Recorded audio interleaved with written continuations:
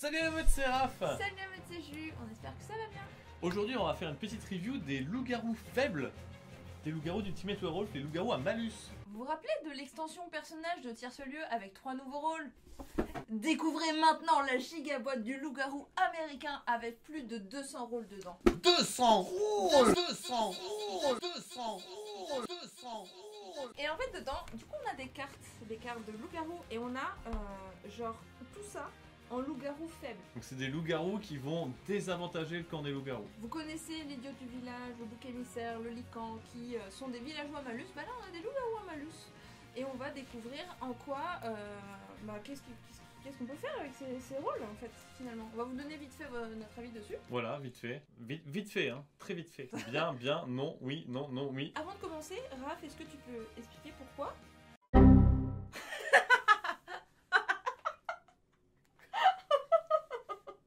Qu'est-ce que Vas-y, je t'écoute. De quoi? Ah, je peux expliquer pourquoi? Bah parce que j'ai mal aux pieds. Tous les matins j'ai mal aux pieds, donc du coup je mets de la crème. Okay. Sauf que le problème c'est comme c'est une crème d'ail, ben souvent à 5 heures ça sent mauvais quoi. Bon. A few moments later. Voilà, je suis désolé pour le banquier que je vais voir tous les jours du coup. Qui me fait des... Pourquoi il me fait des massages aux pieds mon banquier? J'en ai marre. Les loups-garous faibles. Alors, est-ce que, du coup, tu sais pourquoi on a besoin de loups-garous à malus? On a besoin de loups-garous à malus parce que par moment on a envie de mettre 0,5 loups-garous dans la compo pour équilibrer quoi. Vous savez quand vous faites une compo à 9 joueurs et que vous savez pas si vous devez mettre 3 ou 2 loups-garous? Bah voilà. Bah... Ou 9 joueurs ou 11 joueurs, enfin c'est les nombres un peu nuls. Ouais, les noms un peu compliqués. Et du coup, bah, vous pouvez rajouter un loup-garou à malus, un loup-garou un peu plus nul qu'un loup-garou classique. Voilà, c'est ça. Et ça fait le taf. Et c'est cool d'avoir le choix. Allez, c'est parti. Wouhou! Le loup rêveur. Alors le loup rêveur, en fait, c'est un loup qui dort. Il n'est pas dans la meute de loups-garous, Okay. Il ne se réveille pas avec eux de base. Donc à partir du moment où il y a un premier loup-garou qui se fait éliminer, le loup rêveur il va se réveiller en mode Ah bon, c'est vrai, il y a une meute? Oh, bah je vais les rejoindre. ou s'il se fait attaquer. S'il Ok. se fait attaquer, il va se dire oh là, oh là, oh là, je suis un loup, hein. Je dormais un petit peu, désolé, mais venez, je suis avec vous. Oh là là. Oh, je faisais une sieste, mais soyez pas si énervés que ça les gars. Dès lors, chaque nuit, il désignera une victime avec les autres loups-garous. Donc c'est un loup-garou... Un retardement un peu. Ouais, qui se réveille pas tout de suite avec la meute, donc ça fait qu'il va pas pouvoir voter avec eux la journée. Peut-être qu'il va tuer un loup-garou sans faire exprès la journée parce qu'il connaît pas ses Ou potes. que les loups-garous vont le tuer sans faire exprès aussi. Hein. Voilà, c'est ça, donc c'est les risques du métier. Et en plus, potentiellement, les loups-garous vont perdre un tour à essayer de l'éliminer la nuit, alors qu'en fait, il est loup-garou. En vrai, c'est pas mal hein, comme Franchement, loup-garou. c'est Ouais. un loup-garou à malus sympa. Le problème que je dirais, c'est que, comme il s'appelle loup-garou, quand le mec va dire les loups-garous se réveillent, le loup rêveur va peut-être se tromper et se réveiller alors qu'il devrait pas. C'est ça, donc il faut bien préciser au début de la partie, à tous les gens qui connaissent pas le rôle, ne vous réveillez pas quand j'appelle les loups-garous. Après, c'est cool parce que c'est écrit. Ouais, c'est Et la personne peut relire. le loup végétarien. Le loup végétarien, on aurait pu l'appeler le loup vegan aussi. En fait, chaque nuit, il va désigner une victime avec les loups. Mais s'il se retrouve être le dernier loup, il peut pas manger. Bah Il est ouais, végétarien. il est végétarien. Il ne mangera pas, il ne mangera plus personne.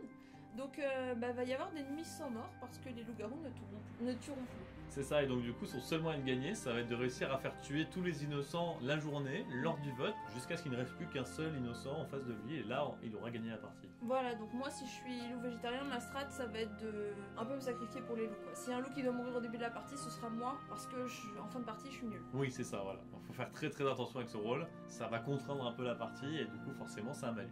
Le jeune loup. Alors, le jeune loup, c'est un rôle qui a été créé il y a très très longtemps, Ouais. qui va vous rappeler le loup bavard. Parce qu'en fait, le jeune loup, c'est un loup ado un peu. Il est tellement content, tellement hype de devenir loup-garou que chaque jour, il est obligé de dire le mot loup-garou. Genre, il doit parler des loups-garous tous les jours. Ah merde. Donc, s'il dit pas le mot loup-garou tous les jours, il meurt. Comme le loup bavard. En fait, c'est le mot bavard, mais avec qu'un seul mot. Ah oui, donc c'est encore plus compliqué. Donc, déjà, conseil OMJ, ne pas dire à l'avance qu'on met un jeune loup dans la compo. Ouais. Ne pas le dire. Sinon, Ouais, les gens vont ouais. faire exprès de pas dire loup-garou. Bah après, en même temps, est-ce qu'il y a vraiment un malus?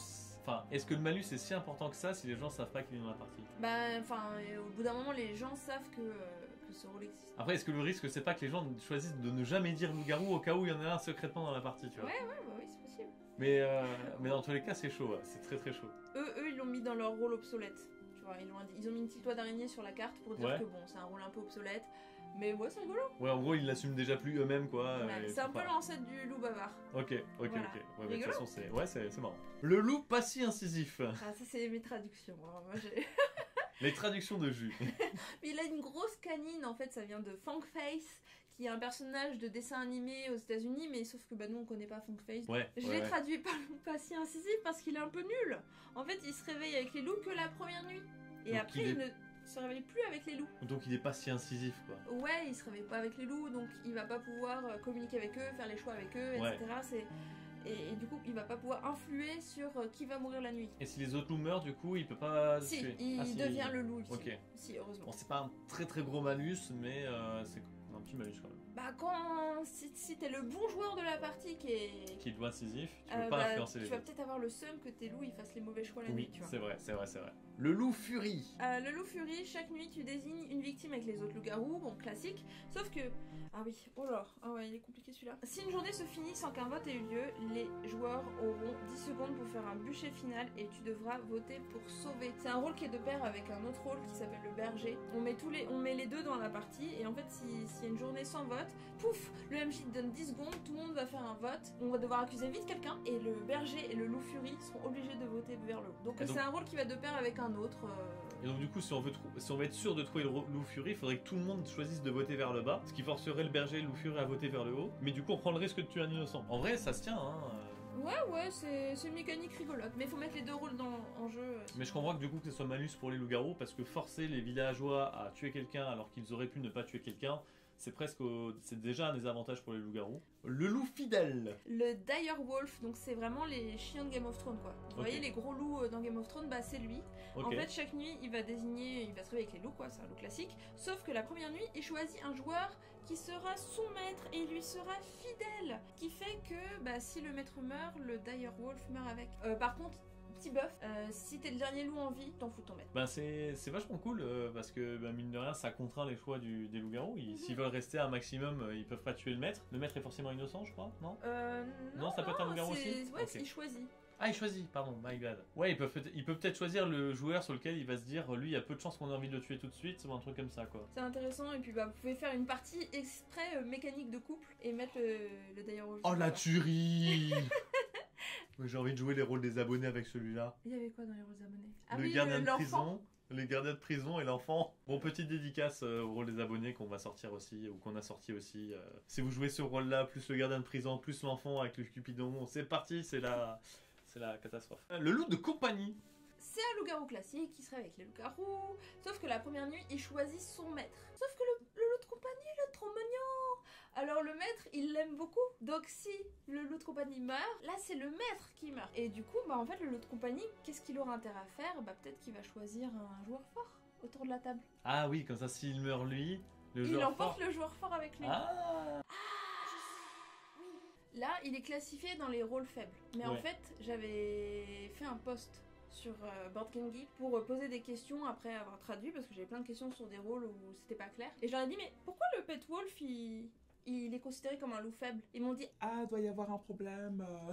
Ah, donc c'est pas... donc, lui c'est un loup fort. Bah voilà, une erreur d'impression sur un jeu de société. Ça fait que vous voyez un loup-garou qui est censé être un loup faible. Ici, Ultimate Wolf s'est trompé. Il vous présente le Pet Wolf comme un loup faible parce qu'il a moins 3, alors que les loups-garous habituellement sont à moins 7. Et en fait, c'est un loup-garou qui a un effet vachement positif. Hein. C'est un loup-garou normal, mais quand il meurt, il peut emporter un innocent avec lui. Un innocent qu'il aura choisi en tout début de partie. Donc ça vaut au moins un moins 8, voire un moins 9. Pardon. C'est quand même vachement fort. Et ils se sont trompés sur l'impression des trucs comme quoi on a beau faire des bons jeux loup-garou, l'erreur est humaine. Il serait faible si le maître était au courant de son identité. Oui, c'est vrai. Mais c'est pas le cas. Le loup Vérine. Alors en réalité c'est Wolverine, sauf que moi je traduis les loups avec le mot loup dedans. Pour que les gens sachent qu'ils doivent se réveiller en même temps que les autres loups. Donc au lieu de Wolverine, j'ai dit le loup Verine. Et ça me fait très rire. J'espère que vous me soutenez dans ce choix. Pour Donc une fois que c'est pas moi qui fais les blagues, soutenez Jus en commentaire. s'il vous plaît. Alors le loup Verine, en fait chaque nuit il va désigner une victime avec les autres loups-garous comme d'habitude. Sauf que si il est le loup-garou en vie le plus proche de la victime des loups, dans le cercle de joueurs, il va y avoir, vous savez, Wolverine il a des griffes. Il va y avoir un bruit mécanique qui va retentir. Donc le MJ va faire un bruit un bruit horrible mécanique, voilà, un bruit de métal. Vous entendrez un bruit de modem ADSL, c'est sûrement Wolverine. Rôle sympa, en vrai. Ouais, Ça- c'est des ça rôles très pousse- marrants. Ça pousse les loups-garous à bien choisir leur Et mécanique. c'est vrai qu'en plus sur des parties avec un grand nombre de joueurs, tu peux te permettre de rajouter un loup supplémentaire, mais du coup en mettre 2 négatifs, tu vois, pour compenser un peu le truc et jouer un petit peu sur le fait qu'ils aient des effets un peu moins bien pour les loups, mais pour rajouter de l'impact, quoi, c'est cool. En tout cas, si ça t'a inspiré, tu peux proposer des rôles de loup-garou à malus dans le formulaire des rôles des abonnés. Et le village standard.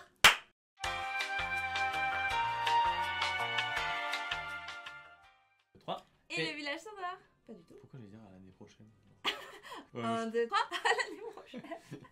1, 2, 3. À et le l'année village- prochaine. Oh, c'est bon, Ok. je monte les vidéos plus vite que ça. 1, 2, 3. Et le village standard.